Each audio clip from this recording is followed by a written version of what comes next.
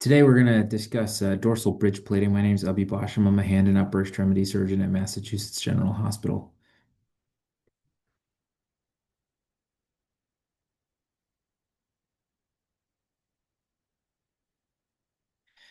The Sorry, I'm going to start again. Just take it from here.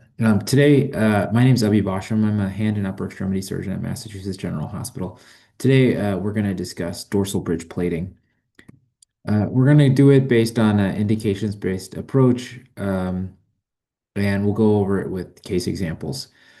The five main indications for a dorsal bridge plate are one, polytrauma or need for weight bearing through the upper extremity, two, in the setting of augmented fixation, three, highly comminuted articular fractures, four, as primary treatment or neutralization of settings of carpal or radiocarpal instability, and five, in settings of salvage procedures. We'll do this by going through a tale of two fractures using two case examples as an example of when one might consider isolated dorsal bridge plating versus use either as an adjunct or to help with carpal instability. The first case is a 50-year-old male with bilateral distal radius fractures after a significant fall from a height. He had a head injury, he had polytrauma. He presents with these x-rays of his right wrist. We'll focus on his right wrist for this case.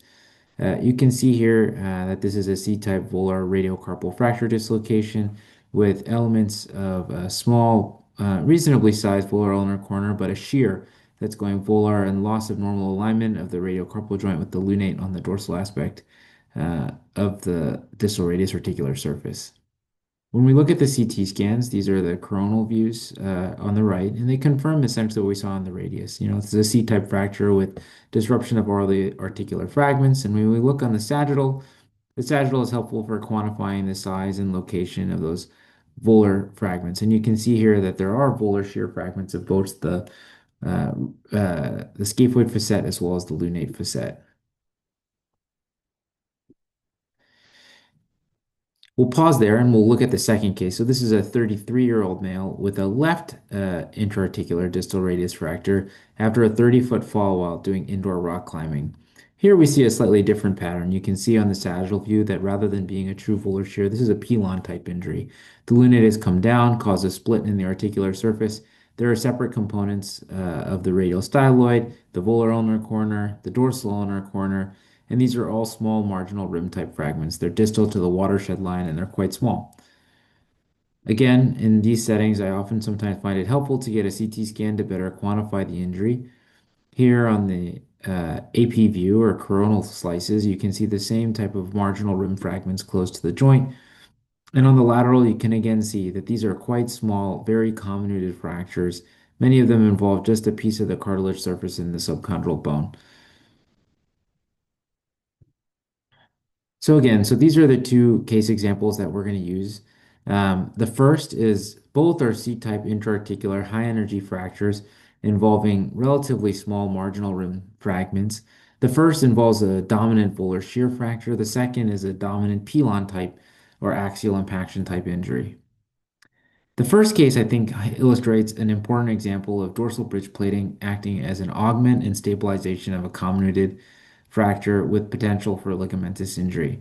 In this case, is a volar shear type fracture, and it's important to restore the volar buttress. A dorsal bridge plate is useful for holding or maintaining a normal anatomical reduction, but it's not so great in holding shear type fractures back into alignment. Similarly, it's not so great in the setting with loss of the volar radial ulnar ligaments, where ligament repair or reconstruction would be indicated prior to placement of a dorsal bridge plate. You can use any technique that you'd like to shear or buttress up these volar fragments. In this case, I used two hook plates, um, but any such technique would be reasonable. In the second case, I want to talk about an important indication for isolated dorsal bridge plating. When can you put on an isolated dorsal bridge plate to stabilize a comminuted distal radius fracture? Perhaps the best is a case example test in the setting of no volar shear element and when the fracture can be successfully close reduced with the AG reduction maneuver. That's traction, forward flexion, and then forward translation of the fracture fragment. So here you see the fracture, here you see that axial injury, and then here, rather than rotation, you see a translation of the carpus forward to obtain a reduction. And if you can get A reasonable alignment of the articular surfaces, as you can see here, these are my hands helping to maintain and hold this reduction, then this is a reasonable indication for treatment with a dorsal bridge plate. You can worry a bit looking at this, the teardrop angle might be slightly malreduced, but you can also look and see to make sure that that the reduction is maintained and this is not an unstable shearing type injury. It would not be unreasonable to place some type of fixation on the volar surface if you wanted, but I felt that in this case that was not necessary or indicated. And you can see here good restoration of articular alignment on both of the views. When placing an isolated dorsal bridge plate, it is especially important to avoid over distraction. When placing it as augmented fixation, many times the articular reduction is held, and there's no need to place additional traction in order to obtain and maintain a reduction. When used as an isolated bridge plate for fixation, sometimes there is a risk of over distraction, which can increase the risk for CRPS. It can also cause extrinsic tightness of the finger flexors or extensors, making it difficult to make a full composite fist. It's especially important when putting on an isolated dorsal bridge plate that the plate is actually put on in the neutral position to avoid a pronation malunion of the distal radius articular surface, and that the fingers can come into a full fist to avoid over distraction or over tightening of the extrinsic long flexors and extensors. In this case, you can see that the bridge plate when removed, and there's some debate about when to remove the plate.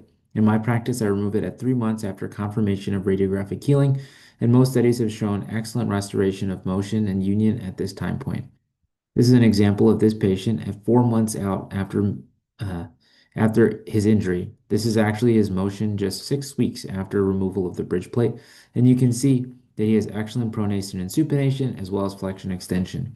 This technique is powerful when applied in the right for the right indication with the right pattern of fracture. When else can you use a dorsal bridge plate? Many times it's helpful in the setting of poor bone quality after the fracture has already been reduced and fixated and held in place with other forms of fixation. In many ways, you can consider this as a bridge plate you can consider a bridge plate as simply an external fixation device that's placed under the skin, giving it naturally a stronger mechanical advantage. A dorsal bridge plate can also be used for salvage. And for indications for use of salvage, it can be helpful to restore normal ligamentous tension, offload any soft tissue contractures, and it can allow for the bones to heal in their normal position. This is a case example of a C-type fracture, again, but in an older patient, 59, but with osteoporosis and generally poor bone quality.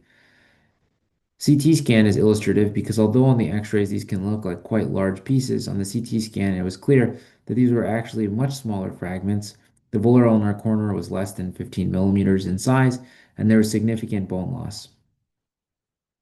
This is a fracture that I elected to initially start treating with fragment-specific fixation using a volar ulnar approach, a radial stylet approach, and a dorsal ulnar corner fixation. But after I was completed with this, and I stressed the joint, I felt that her bone quality was quite poor, even after placement of bone graft and 3 of these small flexible plates. And for this reason, I placed a dorsal spanning plate to protect my fixation in the setting of osteoporosis.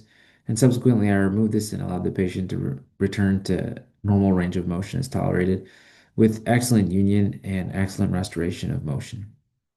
I'll pause here and I'm happy to answer any questions at any time. Um, but I'll go back to this main slide and say, the biggest challenge with dorsal bridge plating is knowing exactly when and why to use it. I think the best indications are, again, in the use of polytrauma are the need for early weight bearing through the upper extremity, and that's not full weight bearing or full load bearing. It's important to note that when an isolated dorsal bridge plate is used, we're talking about weight bearing in the setting of using a walker.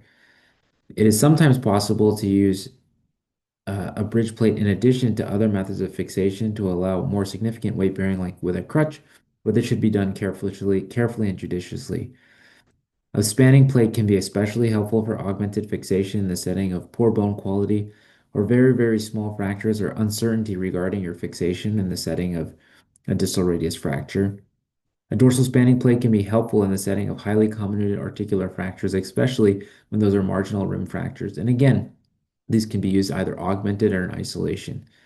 We didn't spend too much time talking about carpal instability, although both of those cases that had fractures had some element of carpal instability associated with it, as you can see through some of the carpal level injuries and avulsion fractures. A dorsal spanning plate, when the Radiocarpal joint is aligned and the midcarpal joint is aligned, can nicely restore normal ligamentous tension in the setting of carpal instability. And similar to a fracture, it's helpful to leave these plates on for 2 to 3 months. And in my case, I typically leave them on for 3 months. Lastly, dorsal spanning plates are similarly helpful for restoring normal soft tissue tension and protecting in the setting of salvage. In the setting of salvage, many times the bone quality is already poor. You're dealing with a setting where previously placed hardware was in place, and so the spanning plate can help neutralize. This is also true sometimes for the setting of infection or in the treatment of a chronic type injury that has been previously treated for infection. Again, the overriding theme is that the spanning plate is used to neutralize forces and allow for healing in a more biomechanically optimal environment. So I'll leave at this slide. I think this is the most helpful thing to take away. When using a spanning plate, know your indications and apply appropriately. Thank you very much.